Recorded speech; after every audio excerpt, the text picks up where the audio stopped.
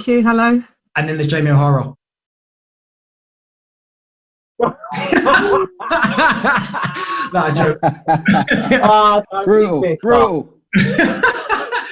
So, guys, we might as well just crack on. And Jake, I'm going to come to you first since you're a fellow Gooner. Do you think the North London derby still means as much to people outside North London, or do you think it's more now between Tottenham and Arsenal and people don't really care about it as much?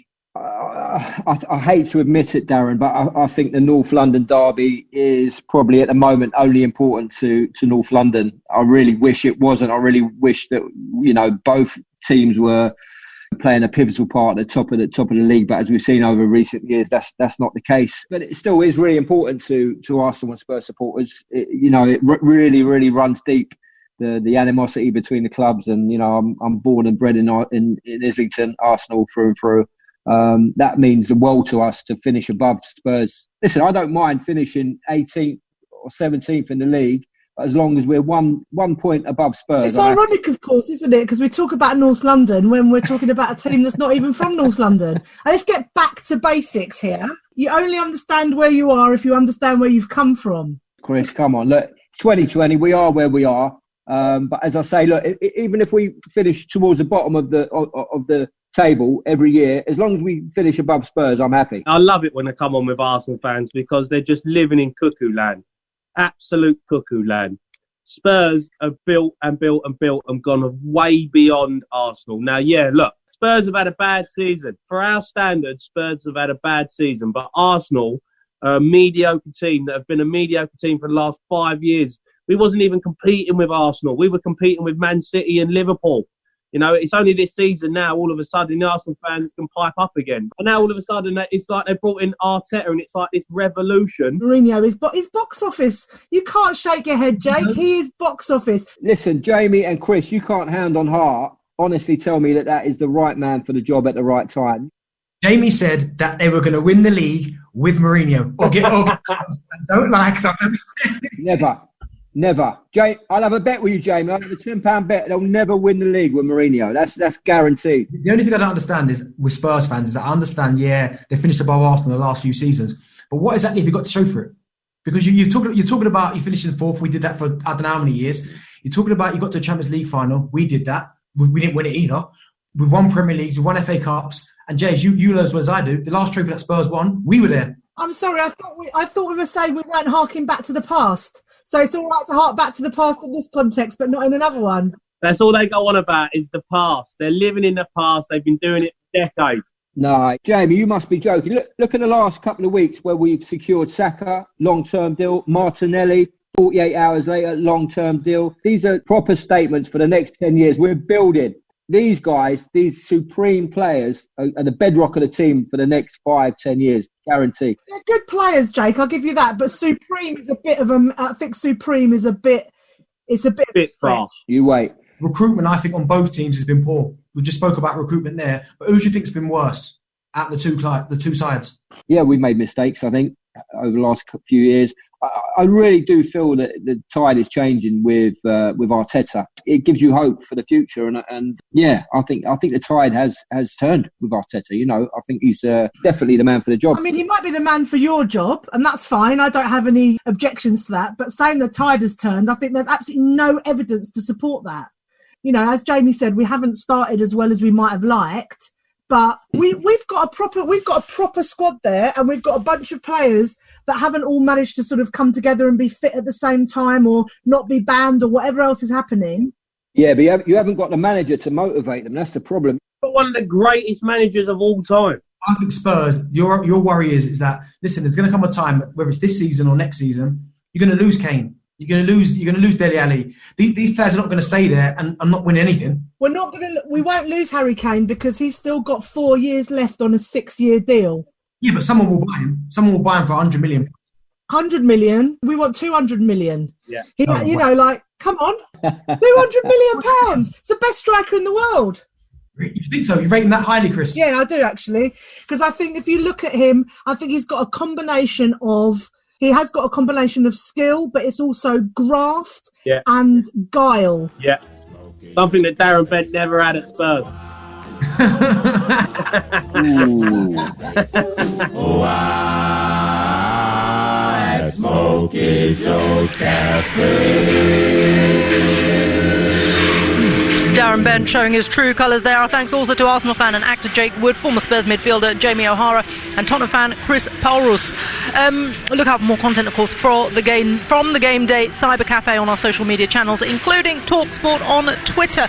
As a Spurs fan, I don't know what to say, Dean. I'm a little bit nervous.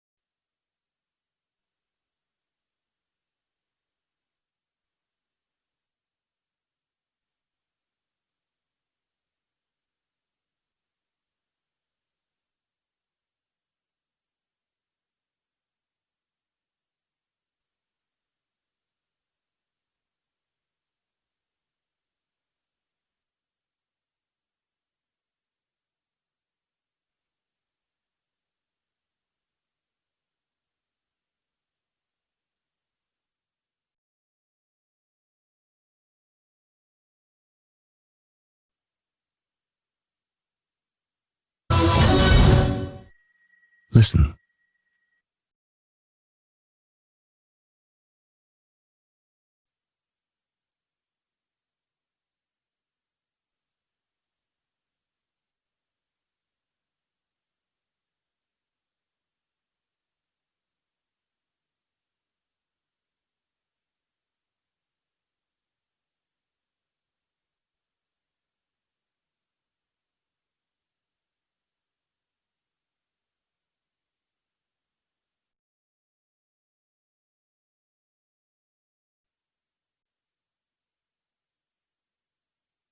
By the TalkSport app and on your smart speaker. Game day exclusive on TalkSport 2. So 25 minutes until the start then in Hertfordshire. Watford locking horns with Newcastle this lunchtime on TalkSport 2. Time to recap team news again with our match commentator Nigel Pearson. Yes, Watford unchanged from the side which beat Norwich on Tuesday night, which was a huge step forward in the battle to beat the drop. It means it's Foster in goal, Firmino, Cabaselli, Dawson and Messina across the back, Capoue and Hughes in front of the back for Sarr, Decore and Welbeck behind Troy Deeney up front. Plenty of changes for Steve Bruce and Newcastle after the 5-0 thumping at Manchester City in midweek. Dubravka is in goal, Manquillo, Lascelles, Fernandez and Rose across the back. Saint-Maximin, Shah, Shelvey and Ritchie across the middle. Almiron tucked in just behind Dwight, Gale up front. So all change for Newcastle United this afternoon. Will it do the trick? As Watford, they know that the 3 more points today would be massive, with only 3 games left after today and only one of those at home, and that is against Manchester City. At Vicarage Road, it's Watford against Newcastle. Nigel, thank you. I'll summarise to say the former West Ham England defender Alvin Martin. I enjoy watching Decore. I really do. I like him as a player, Alvin. In the midfield for Watford, rangy, athletic, good energy. Newcastle have got to get to grips to deal with that. That's important for them, isn't it? Yeah, I like him as well. I like him, and I think him and Capoue are a lovely balance. And I've seen them play a few times together. And I remember seeing them play before the actual lockdown, before the suspension. They went to Tottenham, and he was outstanding that day. They should have won the game. And he had a bit of everything. He played further forward. He started things off, and he's got such a good engine that he's box to box as well. So yeah, certainly a big player for Watford. Fabulous. I think I'm surprised to a certain degree. I think coming into this season, I think we all expected Watford to have another positive season, and it's gone really badly. 2 or 3 managers in this season, so it all went wrong. But certainly his form, I don't think, has been affected. He certainly has developed, almost evolved into much more of a number 10 player, hasn't he? For Watford, set to play off Deeney with Welbeck and Sarr down either flank. Certainly looks like 4-2-3-1 to start with for Nigel Pearson's side. Saint-Maximin, how much of a better side are Newcastle, Alvin, when he starts? Interesting, being linked with a big move away this week.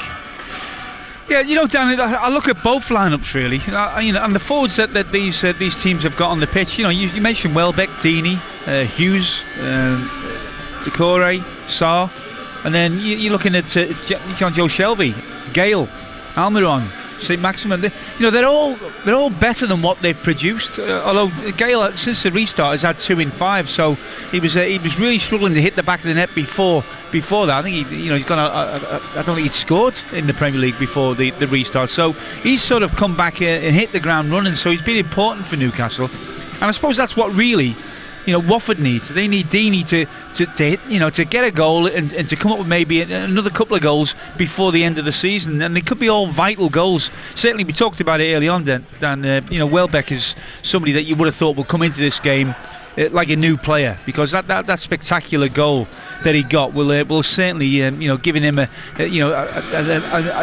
adrenaline rush, an impetus to be able to go into these remaining games and have a big effect. What is he, 29 now? You think about the potential that Welbeck had going back to his Man United days, and we all thought he was going to be regular England starter for points, wasn't he? And he nearly got there, Dan. He nearly got there, but at 29, we've seen players come again. You look at people like Jamie Vardy. Why can't he actually say, okay, well, I want to get back in the England team? It's certainly not beyond him, and it's you always felt he had the ability, but was it application?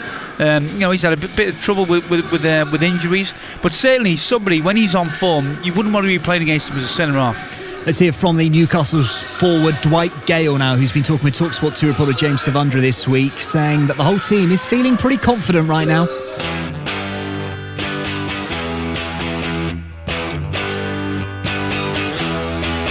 We've played really well since we've been back, and we obviously had a couple of really good results and then a couple of bad results. But I thought in general we've looked a better outlet as a footballing side, and I think the boys have really enjoyed it so far. And it's coincided with more opportunities for you, something I imagine you've been desperate for this season. Yeah, I mean, it's been a really frustrating season for myself personally. I've been injured for a lot of the season and wasn't perhaps getting as much game time as I would have liked. But obviously since the restart, like you say, I've been back playing and hopefully helping the team as much as I can. Have you always had that belief this season, even when there have been injuries and there's been times where you must have felt you wish you were on the pitch? Like I say, I'm always confident that when I get the chance that I'll be able to perform. But it hasn't gone that way perhaps this season, and maybe it's because I hadn't got the game time that I would have liked, but hopefully with the next few games I can prove myself. Nightmare start for relegation haunted Bournemouth by Bournemouth 0, Newcastle 1. It was rolled forward to Dwight Gale, who said thank you very much, right footed beyond Aaron Ramsdale into the corner. And for you personally, you've dominated whenever you've had to play in the Championship, whether it be for Newcastle or last season with West Brom. But do you feel like now you want to prove yourself that you can deliver on a consistent basis in the Premier League? A lot of things get said about me not being able to perform in the Premier League, but I think this just mainly comes from me not getting game time or not being on the pitch long enough, because when I'm on the pitch, I do get chances and I have managed to score a fair amount of goals to match the sort of minutes that I've been on the pitch. But